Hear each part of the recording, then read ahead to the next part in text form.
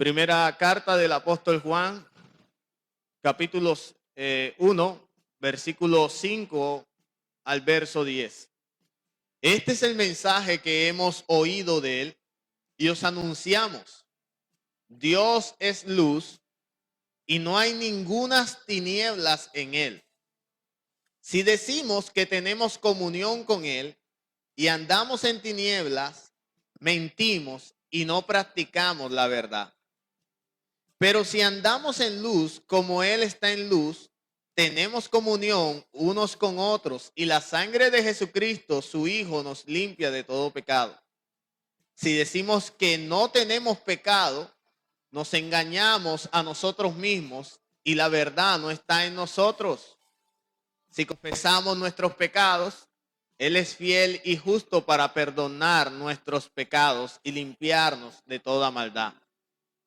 Si decimos que no hemos pecado, le hacemos a él mentiroso y su palabra no está en nosotros. En esta mañana vamos a continuar con nuestra serie Nacidos de Dios. Nacidos de Dios. Ese es el título de nuestra serie. Y vamos a estar predicando bajo el título en esta enseñanza en particular de Dios es luz. El domingo anterior, como ya ustedes saben y hemos anunciado, dimos inicio a nuestra serie de estudio en la primera carta del apóstol Juan.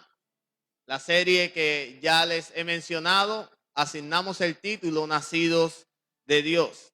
Y lo hicimos apoyados en el énfasis que Juan hace en su escrito.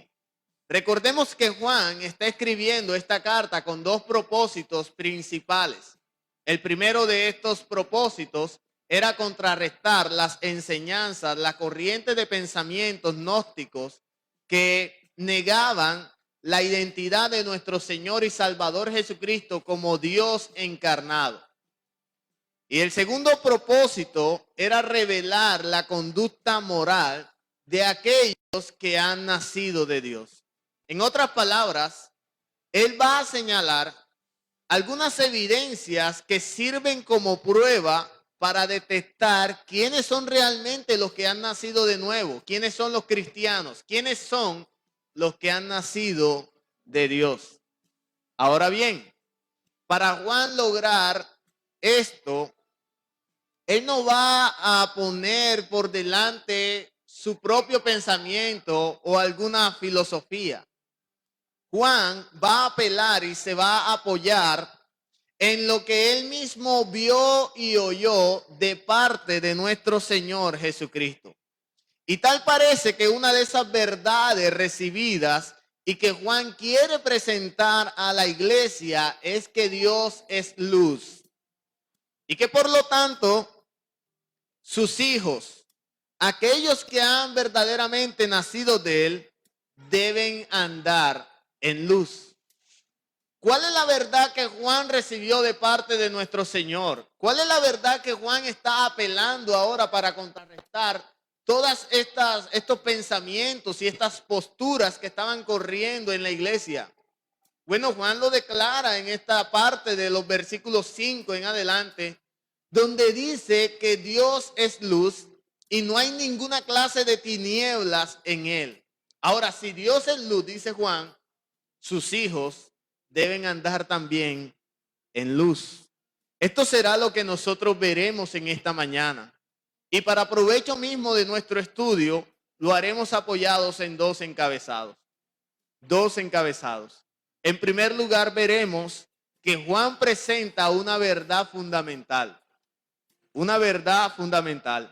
Y en segundo lugar, observaremos cómo Juan señala las implicaciones de creer en esta verdad. Las implicaciones y aplicaciones de creer en esta verdad. Pasemos entonces a revisar nuestro primer encabezado, una verdad fundamental. Y quiero que me acompañe al versículo 5 nuevamente. Dice Juan, este es el mensaje que hemos oído de él y os anunciamos. Dios es luz y no hay ninguna tinieblas en él. Una verdad fundamental. ¿Cuál es? Dios es luz. Esta verdad no es un asunto de interpretación personal de Juan. Juan no se lo inventó. Juan lo recibió. Él y todos los apóstoles de Cristo recibieron una verdad y la transmitieron de manera oral y escrita. Esta verdad es que Dios es luz y no hay ninguna tinieblas en él. Ahora, no es que esta definición nos exprese demasiado sobre el carácter de Dios. A nosotros nos pueden decir que Dios es todopoderoso y nosotros podemos entender por estos adjetivos que Dios es fuerte. A nosotros nos pueden decir que Dios es bueno y nosotros podemos reconocer entonces su benevolencia en medio del carácter propio que tiene Dios. A nosotros nos pueden hablar de que Dios es veraz y entonces podemos saber que Dios siempre dice la verdad. Nos pueden decir que Dios es justo y esto nos comunica que Dios es recto y que no hace nada de manera inadecuada o arbitraria. A nosotros nos hablan de que Dios es santo y nosotros comprendemos que no hay maldad ni pecado en Dios.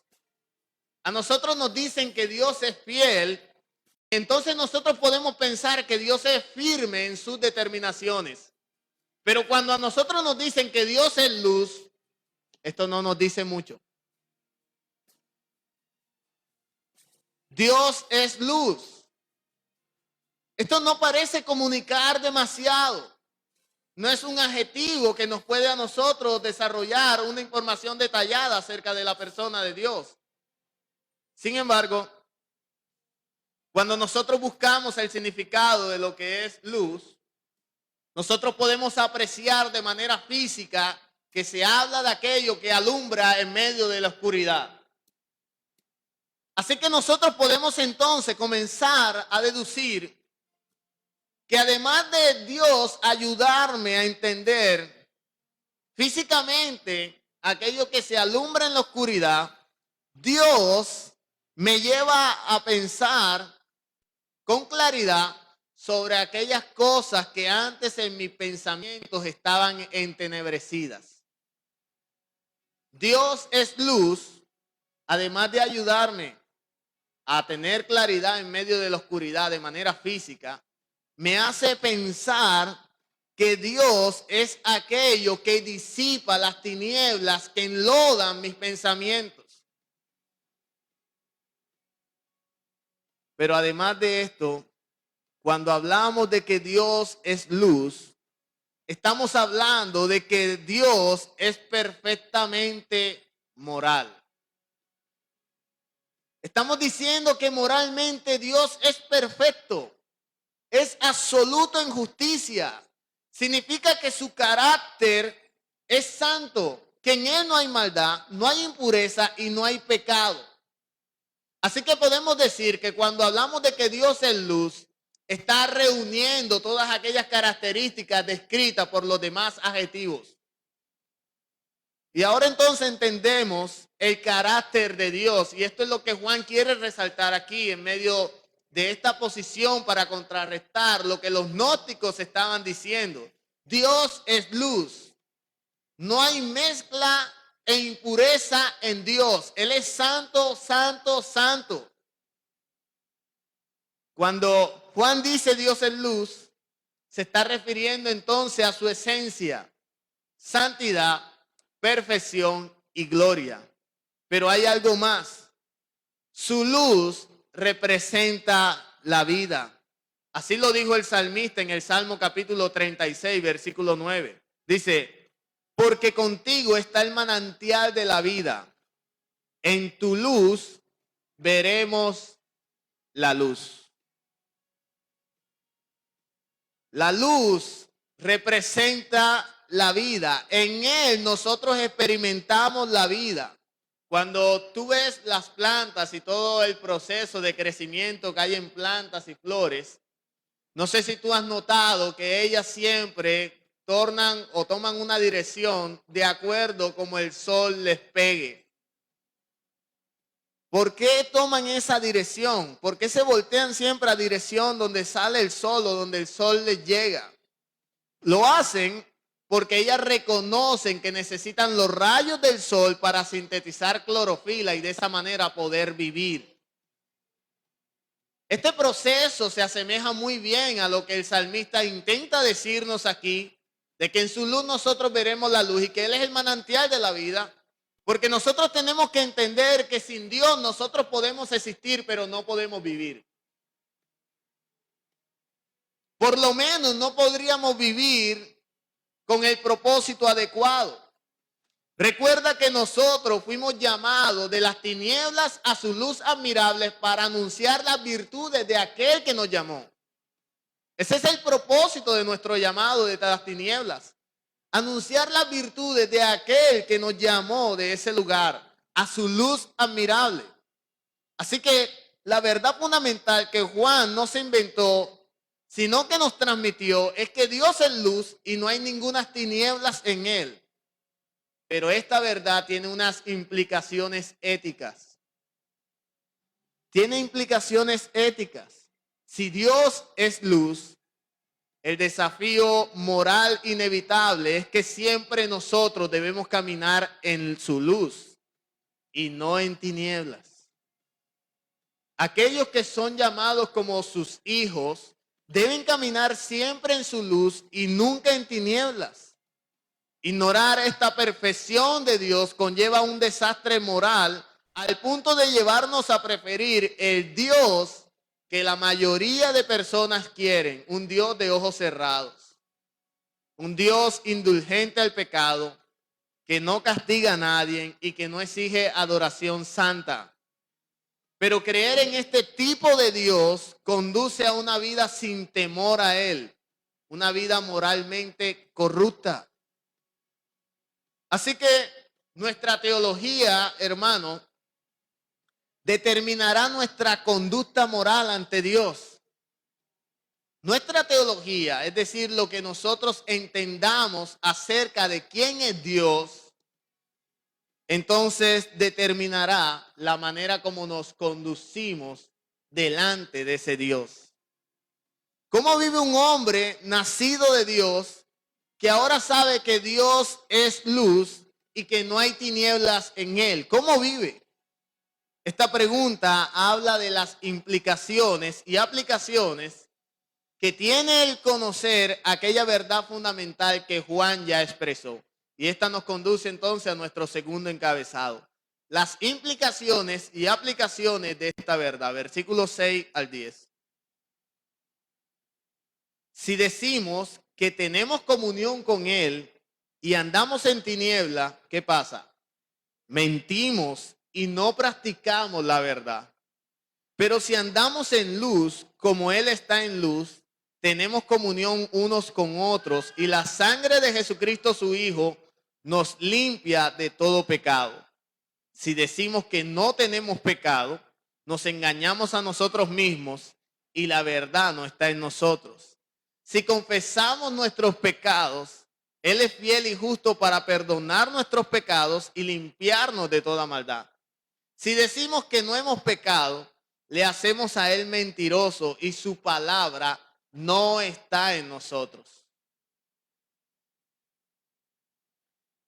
Juan inicia este escrito o esta sesión elaborando un contraste entre aquello que es verdadero con lo que es falso.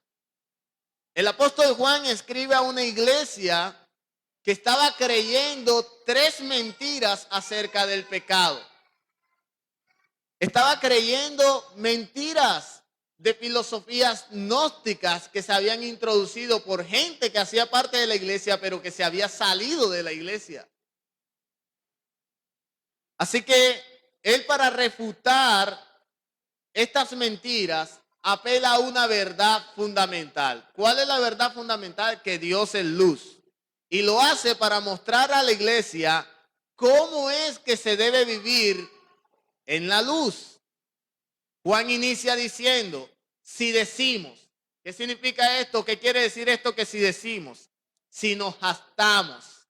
si pensamos, ¿qué era lo primero que estos hombres estaban pensando? Vamos a revisar lo que dice el versículo 6. Si decimos que tenemos, ¿qué? Comunión. Estos hombres decían que tenían comunión. ¿Comunión con quién? Con Dios. Sucedía que los gnósticos en la época de Juan creían que era imposible contaminar su espíritu por las obras de la carne, por el cuerpo. Algunas de estas posturas filosóficas que muchos de la iglesia estaban abrazando tenían una concepción tan dualista de la naturaleza humana que decían que lo que la gente hacía con sus cuerpos en nada afectaba a su alma. Supongo que cuando a estas personas les preguntaban sobre su estado espiritual, le decían, ¿cómo te encuentras, fulano? La respuesta de estas personas era con otra pregunta: ¿a qué parte de mi ser te refieres? Porque si me estás hablando de mi alma y espíritu, entonces nos encontramos muy bien. Pero si me estás hablando de mi carne, de mi cuerpo, entonces seguimos pecando. Pero una cosa no tiene que ver con la otra. Esto era lo que se podía entender de acuerdo a la posición gnóstica de la época de Juan. Y asimismo, estos hombres, estando en esta situación, afirmaban tener una comunión con Dios. Decían que habían sido iluminados por Dios. Pero Juan les dice que esto es una vil mentira. Mire lo que dice el versículo 6. Si decimos que tenemos comunión con Él y andamos en tiniebla, mentimos. Mentimos. Juan establece con claridad que esto que esos hombres estaban pronunciando en la iglesia es una mentira. Y es mentira porque ellos no estaban practicando la verdad. Ellos estaban en tinieblas. Ellos andaban en tinieblas. Y si andaban en tinieblas, no tenían entonces comunión con Dios. Eran mentirosos. Eran mentirosos. Pero, ¿cómo sé yo que estoy caminando en su luz y no en tinieblas? ¿Cómo puedo estar seguro que vivo de manera congruente a esa revelación que ahora yo tengo de parte de Dios? ¿Cómo tú puedes asegurar que estás caminando en la luz de Dios?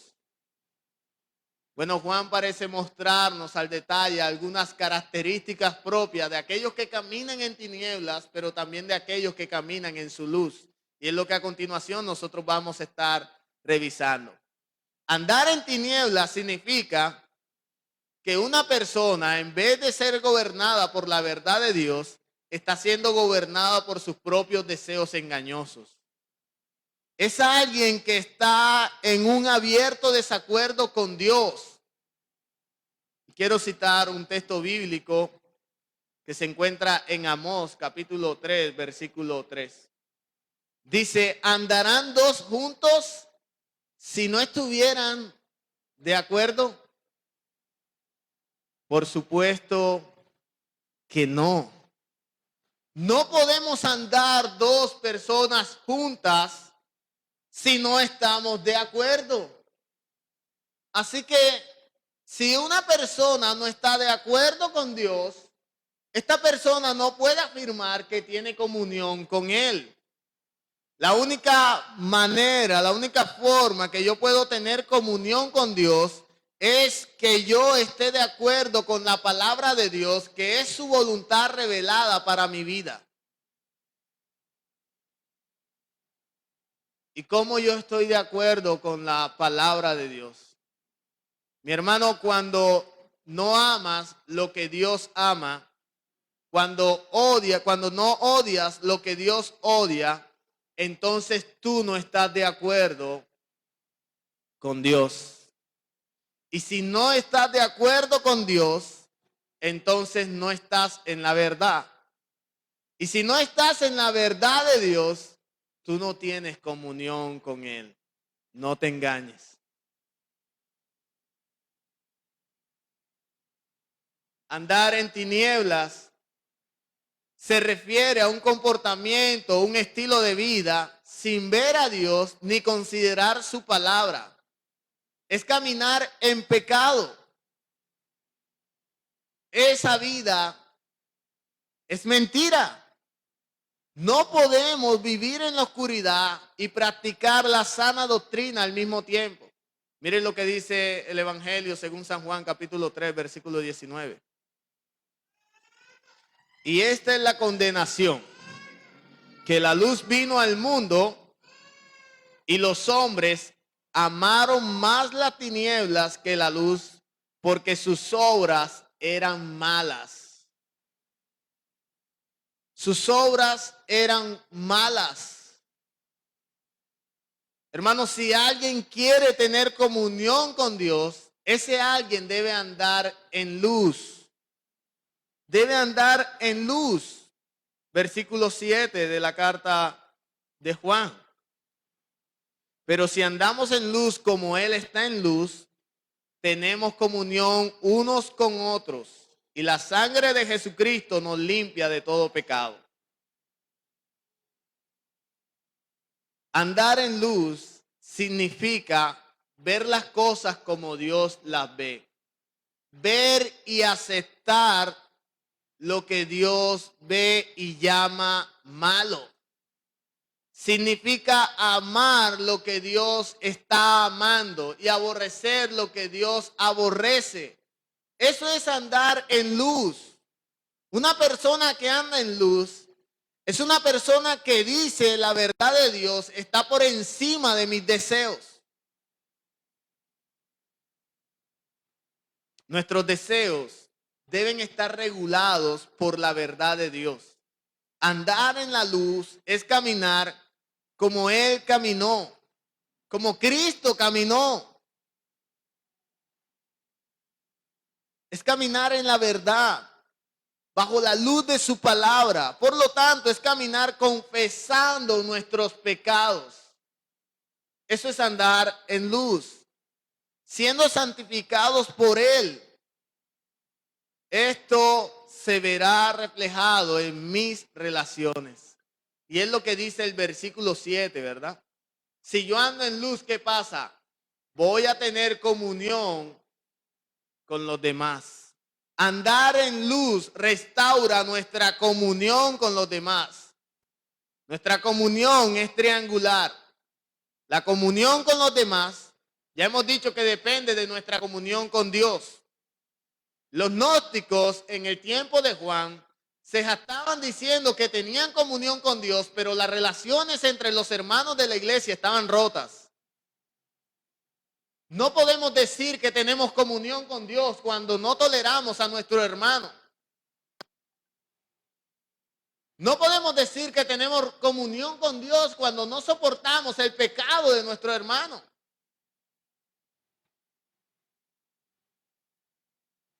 Es incoherente ese tipo de testimonio. Así que Juan está utilizando la evidencia, lo que él podía observar de la iglesia, para decirle que ellos eran unos mentirosos que estaban afirmando tener comunión con Dios, pero al mismo tiempo las relaciones entre los hermanos y la iglesia misma estaba deteriorada. Había división, menosprecio y otras cosas más en medio de este pueblo. Dios les enseña que no tienen comunión con Él si en verdad no se observa una comunión con los hermanos. Otra de las mentiras que creían en esta iglesia las encontramos en el versículo 8 y el verso 9. Si decimos que no tenemos pecado, ¿qué pasa? Nos engañamos a nosotros mismos y la verdad no está en nosotros. Otra de las mentiras que estaban confesando los gnósticos era que ellos no tenían pecado. Como les dije, para ellos, quien pecaba era una parte del ser humano. Si pecaba el cuerpo, esto en nada contaminaba nuestra alma. Un error, pero era un error genuino dentro de esta comunidad. Es decir, que ellos lo creían como algo cierto, algo real. Y ahora Juan, entendiendo lo que ellos creían, les dice, miren, si ustedes en realidad están creyendo que no tienen pecado, ustedes son mentirosos. Ustedes son mentirosos, se están autoengañando. ¿Quién de nosotros podrá decir que no ha pecado? ¿Quién de nosotros podrá en esta mañana levantar la mano y decir, pastor, yo no he pecado?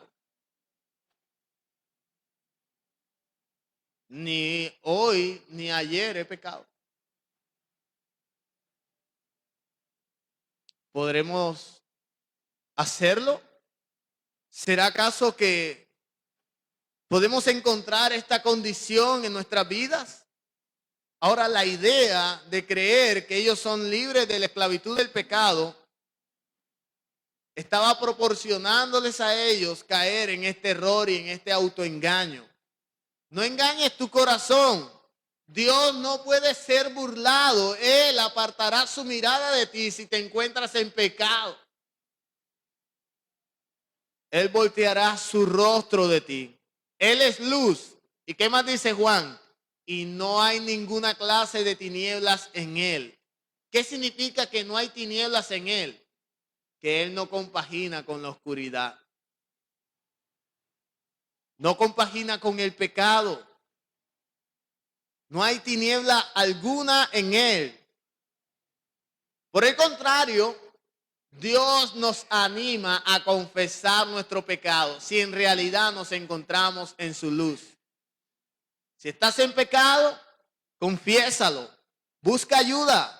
El mismo Dios dice en su palabra que aquellos que confiesan sus pecados, si se apartan del pecado, entonces alcanzan misericordia de Dios. ¿Por qué no confiesas tu pecado? Porque a lo mejor tú no crees que puedes alcanzar misericordia de Dios. Estás diciendo que Dios no es capaz de cumplir sus promesas. No es capaz de cumplir lo que ha dicho. Pero Él mismo te está animando a que puedas confesar este pecado. La actitud de alguien que ha experimentado verdaderamente la gracia de Dios, en el Evangelio la encontramos en el versículo 9. Dice así, si confesamos nuestros pecados, Él es fiel y justo para perdonar nuestros pecados y limpiarnos de toda maldad.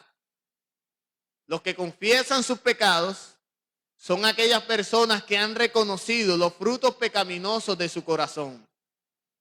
¿Son acaso los que nunca han pecado? No, estos no existen. No hay persona alguna que pueda decir que no ha pecado. Son los que reconocen sus rebeliones, sus faltas, sus manchas. Pero no solo el que dice que ha pecado, sino el que declara una guerra a su pecado, amparado en la gracia de Dios y asido del Espíritu Santo para mortificarlo.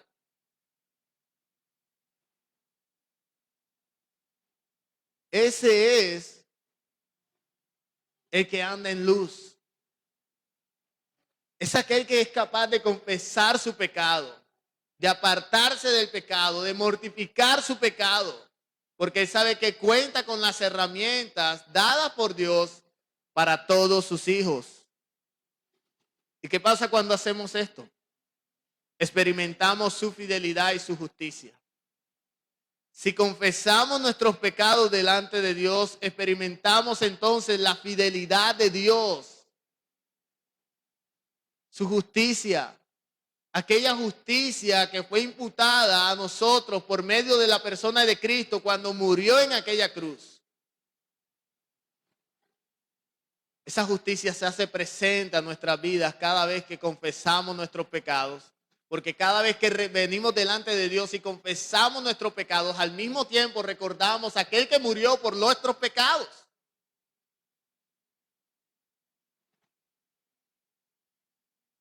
A Jesucristo nuestro Señor.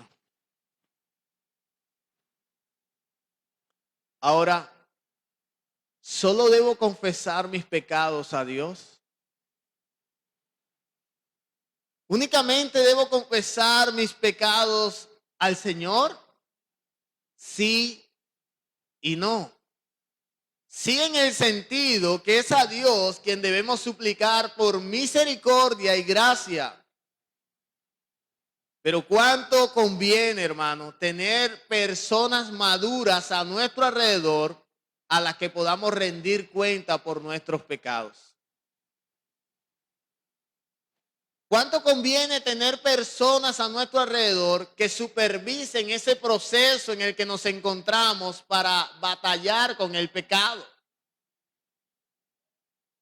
¿Cuán bueno sería encontrar personas que pudieran ayudarnos cada vez que fallamos?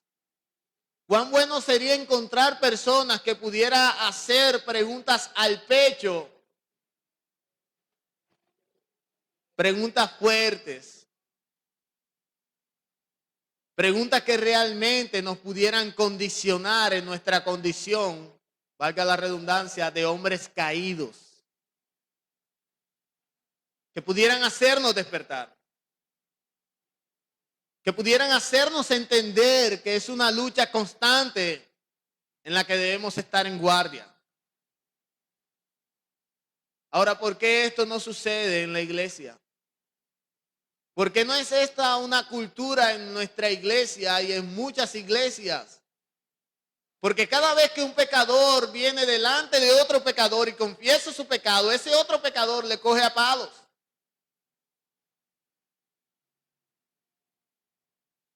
Porque cada vez que un pecador se confiesa, lo sabe toda la iglesia.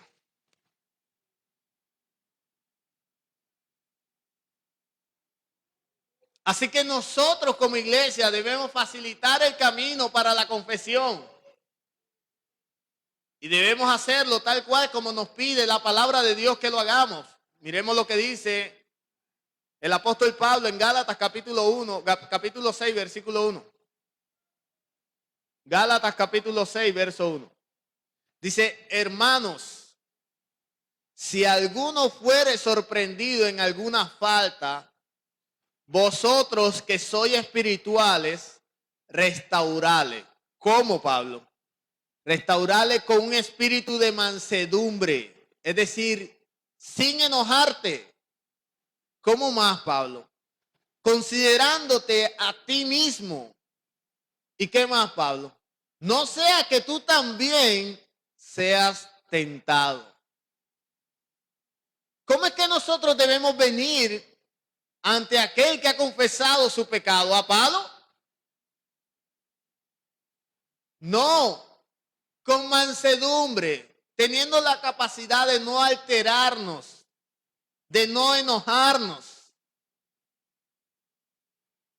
¿Por qué no te puedes enojar? ¿Por qué no te puedes alterar?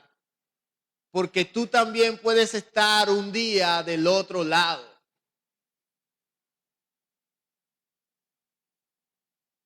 Porque tú también puedes estar un día en esa banca.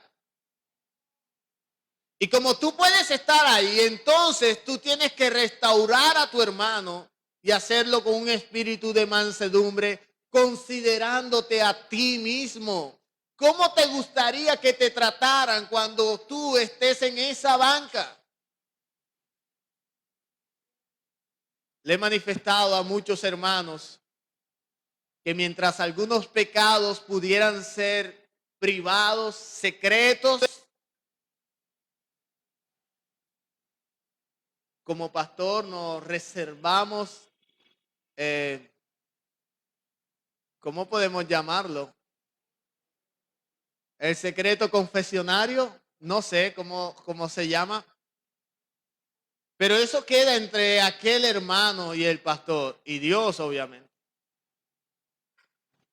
Porque entendemos que no conviene a la iglesia. Ahora, ¿cuándo conviene a la iglesia?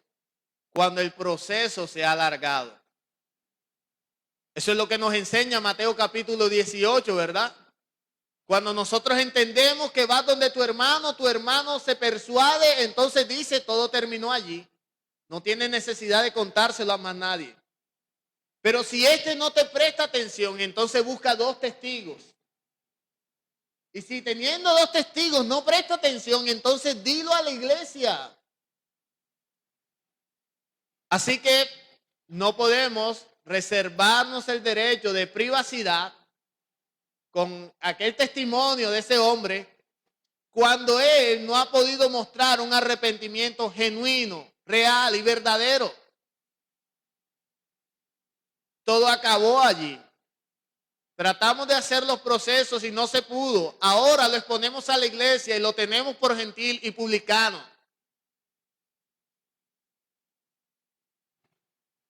Pero esto solo lo hacemos cuando hemos agotado los primeros recursos.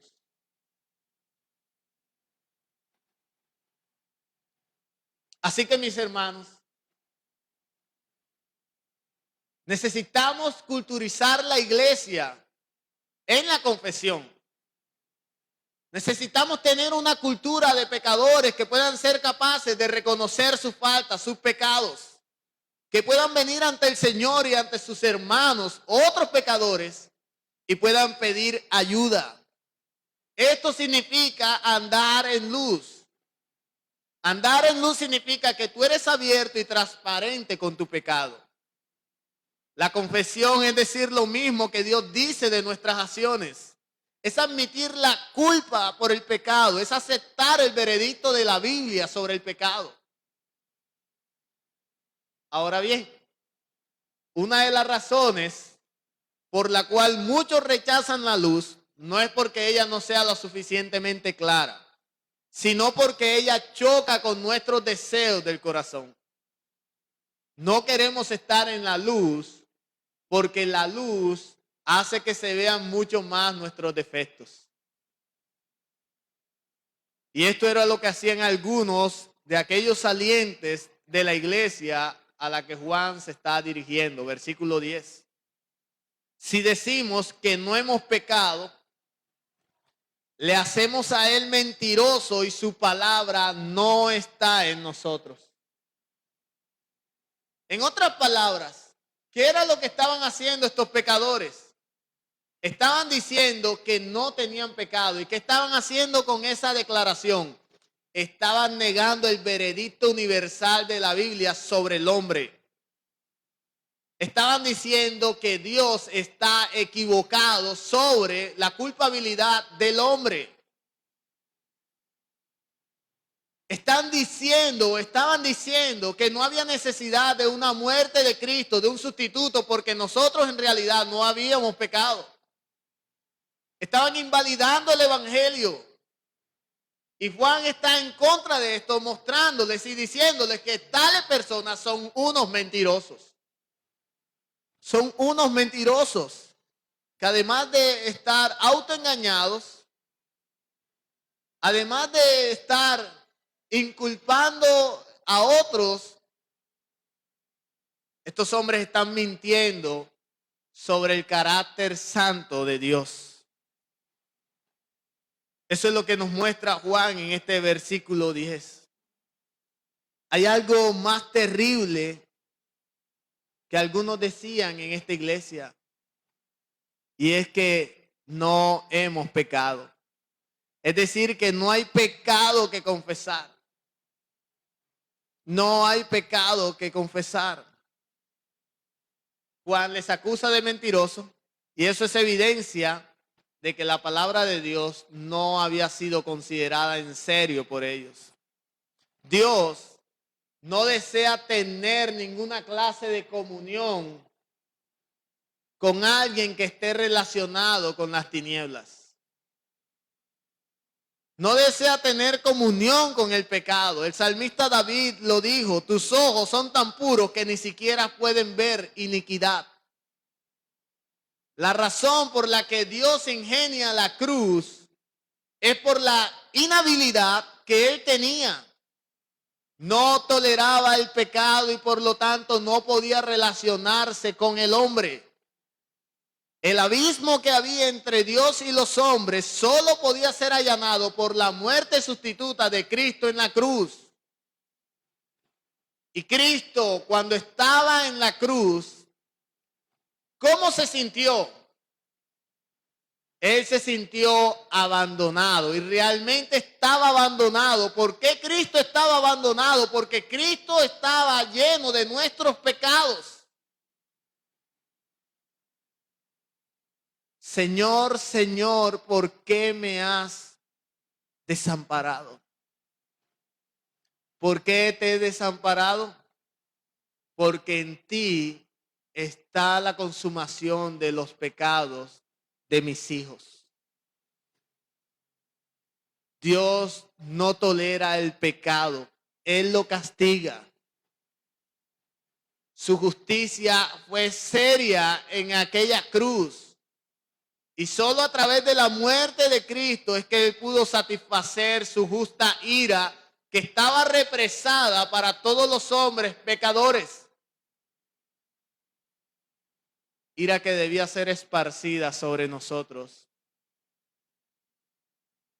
pero fue destinada a Cristo en aquella cruz.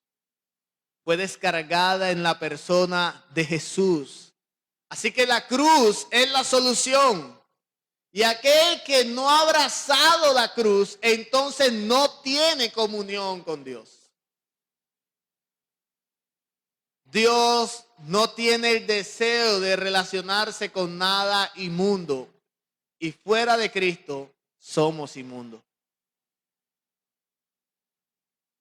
Muchos de nosotros hemos tenido la oportunidad, ya sea de niños o de adultos, de levantar una piedra. ¿Y qué es lo que usted observa cuando levanta una piedra que tiene tiempo en la tierra? ¿Ah? Insectos, gusanos, muchas cosas más. Pero ¿qué hacen estos animales cuando usted ha quitado su zona de protección? Ellos corren buscando otro refugio. Al verse descubierto, porque los rayos del sol ahora comenzaron a penetrar su refugio de oscuridad. Saben, mis hermanos, que de la misma manera muchos hombres hacen y muchos creyentes hacen ante los rayos de luz que exponen su maldad y los dejan en la intemperie ante la verdad de Dios. Ellos buscan otro refugio, otro escondite. Dios es luz y todo aquel que quiera tener comunión con Dios debe estar expuesto a los rayos de su verdad. Ellos deben penetrar y alumbrar su maldad al punto de que este pecador pueda reconocer su depravación y puede entonces gritar desesperadamente: ¿quién me librará de este cuerpo de muerte? Y pueda ver el socorro oportuno solamente en la persona de Cristo. Aplicaciones. Mi hermano que estás aquí presente, quiero preguntarte y que tú puedas responder honestamente para sí. ¿Está tu vida hoy reflejando que Dios es luz y que tú te encuentras caminando en esa luz?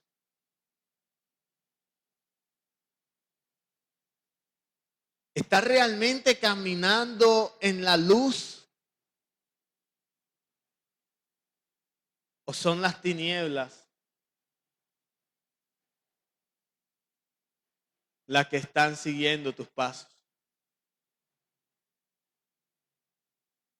¿De qué formas específicas puedes decirte a ti mismo que tú estás reflejando la luz? Dios nos ha llamado como la luz del mundo. Y esa luz no puede permanecer oculta. Somos un testimonio andante de su luz. Y me gustaría mucho en esta mañana que reflexionando en lo que el Señor nos ha enseñado, pudiéramos venir ante su presencia suplicando su perdón y su socorro. Y que esto nos puede impulsar a enderezar nuestros pasos. Que el Señor nos ayude.